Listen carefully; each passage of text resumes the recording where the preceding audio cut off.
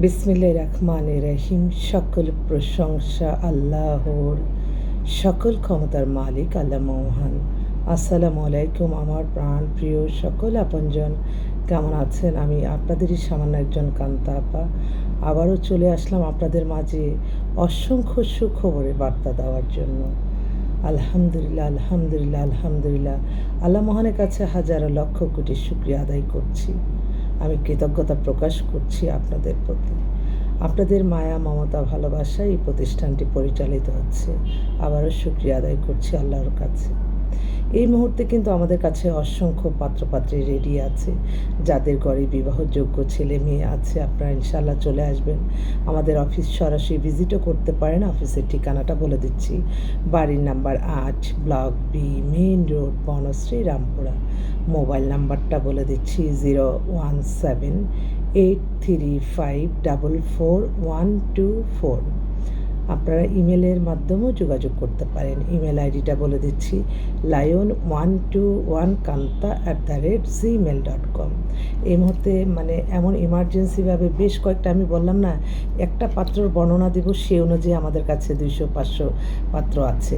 একটা পাত্রীর বর্ণনা দেব, অসংখ্য পাত্রী আছে। তাই মানে আপনাদের যাদেরই এই ধরনের পাত্র পছন্দ, আমার অনুরোধ করছি আমার বোনদেরকে, যে যারা কিনা একটু গরিব অসহায় আছে, হয়তো ভালো একটা পরিবারের ছেলে পেলে তার পরিবারটাও একটু হেল্প পাবে। আমার কাছে এত উচ্চবিত্ত পরিবারের পাত্রগুলি আছে যারা কিনা শুধু একটা ভালো মেয়ে চায়।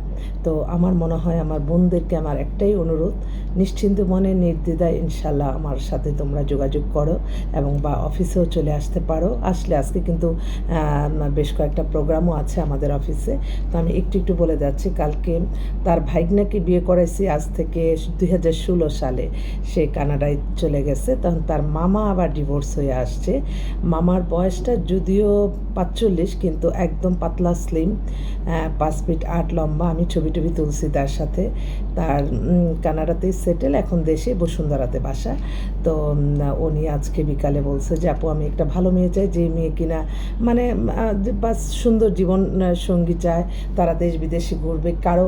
কিন্তু ওনার আবার একটা শর্ত দিছে, তার সম্পত্তির উপরে ওয়াইফ যাতে কোনো অধিকার না খাটায় এবং ওয়াইফের সম্পত্তির উপরে তার কোনো অধিকার থাকবে না।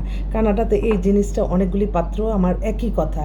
কানাডাতে কি বুঝলাম না, মেয়েরা যায় কি হয়, ওরা ডিভোর্স দিয়ে দেয় এই বয়সে, কারণটা কি একটু কনসিডার করে তো থাকতে পারতো আমার বোনরা। একটা সংসার ভাঙার চেয়ে যেটা আছে সেটা নিয়ে সন্তুষ্টি থেকে কোনোরকম জীবনযাপন করে আল্লাহকে ডেকে, আমার বিশ্বাস যে যখনই বিপদ আপনারা মনে করবেন যে না, যেহেতু সন্তানাদি হয়ে গেছে, বড় হয়ে গেছে, দেখি না তার সাথে আমাদের আমার সেই বাকি জীবনটা কাটানো যায় কি না।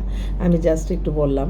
তো ওই ভাইটার কথাতে আমার মনে হলো, কারণ এরকম বেশ কয়েকটা কানাডার পাত্র, তাদেরও একই কথা যে কি নাকি কন্ট্রাক্ট সাইন করবে যে মেয়ে, তাকেই তারা অ্যাকসেপ্ট করবে। তো আমার বোনদেরকে আমি একটাই কথা বলতে চাই, মানে বিয়ে মানে সারা জীবনের জন্য একসাথে থাকার একটা কমিটমেন্ট। এটা আল্লাহর সন্তুষ্টি লাভের আশায় সংসার ধর্ম করতে হয়। কারণ আল্লাহ কিন্তু পরিবারকে একত্রিত করাকে আল্লাহ অনেক খুশি হয়, কিন্তু যখন যে মানে ডিভোর্স হয়, তালাকপ্রাপ্ত হয়, তখন নাকি আল্লাহ অনেক অখুশি হয়। তো আমি অনুরোধ করছি আমার এই ভাইয়ের জন্য, যদি ভালো কোনো মেয়ে থাকে তোমরা একটু যোগাযোগ করো। বিকালবেলা আসবে, পাত্রটা দেখায় দিতে পারবো ইনশাল্লাহ। আরেক ভাই, ওনার ওয়াইফ মারা গেছে, ওনার বয়স 50, ওনার উত্তরাতে নিজস্ব বাড়ি গাড়ি সব কিছু আছে, বিজনেস আছে। উনিও একটু ইমার্জেন্সিভাবে একটা ভালো মেয়ে চাচ্ছে। তো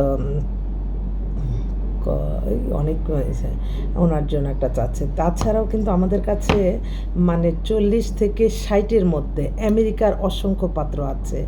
আমি বোঝাতে পারবো না এই বয়সে কেন আমার ভাইরা এত উত্তেজিত হয়, কিন্তু ভাইদের কথা শুনলে মনে হয় যে না, আসলে আমার বোনদেরই দোষ।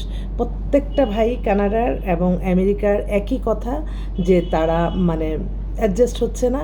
কারণ সে ও বাইরে জব করে, শেয়ারিং কেয়ারিং না, অনেক কিছু ব্যাপার। আমার মনে হয়, আমি এটাই বুঝি না, আমার ভাইরা যখন প্রতিষ্ঠিত হয়, তার পরিবারটা কিন্তু তার সমস্ত কিছু আমরা ক্যারি করে।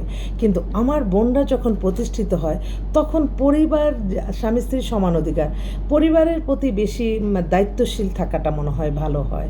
কারণ আপনার ইনকাম, আপনি হাজব্যান্ডের ইনকামের উপর আপনার যতটুকু অধিকার আছে, আপনারও হাজব্যান্ডের অধিকার ততটুকু থাকা ভালো, তাইলে মনে হয় সংসারগুলি টিকে যায়। তো দুজনে কেয়ারিং শেয়ারিং হয় কি, আজকাল এমন তথ্য প্রযুক্তি যে সবার মন তো সমান না। আমি সামান্য একজন ক্ষুদ্র মানুষ, তাই কত রকমের কত ফোন আসে যে আপা আপনি বিয়ে করবেন। আসলে এটা তো এই যে ইউটিউবে একটা সামাজিক যোগাযোগের মাধ্যমে আসছি আমরা, এটা অনেক সময় আপনারা এই মাধ্যমগুলিকে একটু যাচাই বাছাই করে তারপর সব কিছু প্রস্তুতি নিয়েন। অনেকে দেখা যায় ফেসবুকে অনেক সুন্দর লাগতেছে, ওরে সব দেওয়ানা হয়ে গেলো সামনে দেখে অন্যরকম। তাই এই ফেসবুক দেখে মানে সামাজিক যোগাযোগের মাধ্যমে দেখে কেউ কখনো মানে জাজ করবেন না যে হ্যাঁ মেয়েটা এত সুন্দর, ছেলেটা এত সুন্দর, এরকম আমি প্রতিদিনই আমি সবাইকে বলতে চাই। তো যাক, এখন এই এই ব্যাপারগুলি, ছোট ছোট ব্যাপারগুলি, কারণ প্রতিদিনই আমাদের কাছে নতুন নতুন গল্প আসে, নতুন নতুন মানুষ আসে, আমি তো অবাক হয়ে যাই। তো এই কয়েকটা ভাই, এছাড়া আমি অফিসের যে মানে আমার এটা হচ্ছে, আমি এই রুমে হচ্ছে সকালবেলা উঠে নামাজ পড়ে এখানে কোরআন তালাওয়াত করি। তা এটা আমার আলাদা একটা নিজস্ব একটা জগৎ। এখানে আমি বসে নিরিবিলি কিছু কাজ করি এবং আমার কোরআন তালাওয়াত শেষ হওয়ার পরে কিন্তু আমি আপনাদের মাঝে আসি। এটা আমার এই লেখাপড়ার রুম। আমি আবার ছোটোবেলা থেকে খুব পড়তাম, জুড়ে জুড়ে শুধু পড়তাম কম্পিটিশনে, তো সেই অভ্যাসটাই রয়ে গেছে আর কি। তো যাক, সবার দোয়া চাই, সবার দোয়া থাকলে হয়তো মানুষগুলি যাতে সবাই ভালো থাকে সেই চিন্তা থেকে আমরা সবার কাছে দোয়া চাই। আর আমি এখন এই মুহূর্তে আমি আমার মক্কা মদিনা অনেকেই আছে আমার শুভাকাঙ্ক্ষী ভাই বোনরা, তাদের মাধ্যমে আমি আল্লাহর গড়ে সালাম দোয়া পৌঁছে দিলাম, আমার প্রিয় নবীজি রওজা মোবারকে সালাম দোয়া পৌঁছে দিলাম, এবং আজমির শরীফের আমার খাদেম ভাই, তার মাধ্যমে আমি আজমির শরীফের সালাম দোয়া পৌঁছালাম। কালকে থেকে আমার এক ভাই সিলেটের শাহজালাল শাহপরান থেকে আমার সাথে অ্যাড হয়েছে, এবং তারা প্রতিটা সময় প্রতিটা মুহূর্ত আমার সালাম দোয়া পৌঁছে দিচ্ছে। আমার একটাই কথা, আল্লাহ যারা আমার এখানে আসছে বিবাহযোগ্য ছেলে মেয়ে, আল্লাহ আপনি তাদের মনের আশাগুলি পূর্ণ করে দেন, তাদেরকে আল্লাহ রহমত দেন, তাদেরকে এই বিবাহটা আল্লাহ পেরেশানি মুক্ত করে সই সালামতে যাতে হয়ে যায় সেই তৌফিক দান করেন। আমি সব সময়, আপনারা যখন আমাকে ফোন দেন, যখন আমার কাছে কোনো নিউজ থাকে না, তখন আমি শুধু ফোনটা রেখে বলি আল্লাহ তার মনের আশাটা আপনি পূরণ করেন। আমি সাথে সাথে আমি যখন ফোন না ধরবো মনে করবেন নিশ্চয়ই আপনাদের বোন, আপনাদের মা এখনও কোনো মিলাতে পারে নাই, সেজন্য আপনারা কখনো মনে করবেন না যে আমি আপনাদের জন্য করছি না, এটা কখনই মনে করবেন না। আমি আল্লাহর কাছে আমার জবাবদিহিতা করতে হবে। তো সবাই ভালো থাকবেন। আল্লাহ নামে কাজ শুরু করলাম, ইনশাল্লাহ আপনাদের দোয়ার ভালোবাসা থাকলে হয়তো এই প্রতিষ্ঠানটি পরিচালিত করে যেতে পারবো। আসসালামু আলাইকুম।